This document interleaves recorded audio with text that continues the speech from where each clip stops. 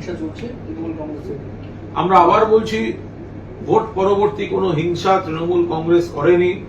BJP বনাম BJP বহু জায়গায় চলছে।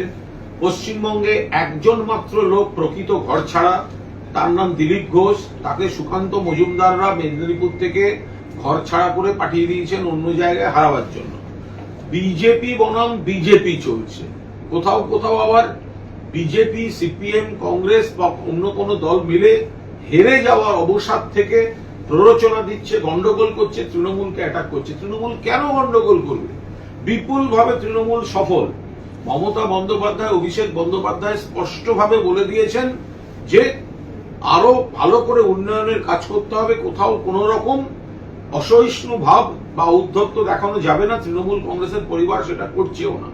ফলে পায়ে পা দিয়ে ঝগড়া করে, এই যে হেরে গেছে, এরা হেরে গেছে, তার থেকে নজর ঘোরাতে এই সন্ত্রাস, ঘর ছাড়া।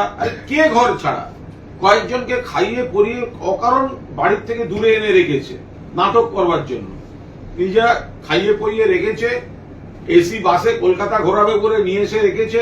কবে কোন দিন চিড়িয়াখানা নিয়ে যাচ্ছে, কবে কোন দিন অন্য জায়গায় ঘোরাচ্ছে, এইসব নাটক করে বেড়াচ্ছে।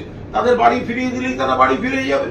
নিজেদের ব্যর্থতা আড়াল করার জন্য, ঢাকার জন্য কিছু লোককে এনে বা নিজেদের গোষ্ঠীবাজিতে যাদের অসুবিধা হচ্ছে তাদের তুলে এনে রেখেছেন। তো এখন তাদেরকে এসি বাসে করে চিড়িয়াখানা ঘোরাতে নিয়ে যাচ্ছে। তারা বলছে নতুন করে চিড়িয়াখানায় কি দেখবো, বিজেপি অফিসেই তো আমাদের রেখেছে, এর বাইরে চিড়িয়াখানায় নতুন কি পাবো? এত চোর ধরার জন্য কত বড় পরিকাঠামো দরকার জানি না।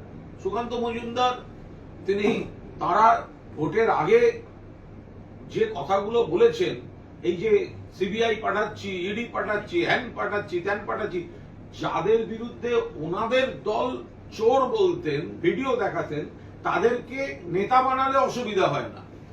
আর এই যে রাজনৈতিক ভাবে পারেন না, সংগঠন করতে পারেন না, সুকান্ত মজুমদার এমন একটা দলের সভাপতি, তারা অর্ধেক জায়গায় এজেন্ট দিতে পারে না, কমিটি নেই।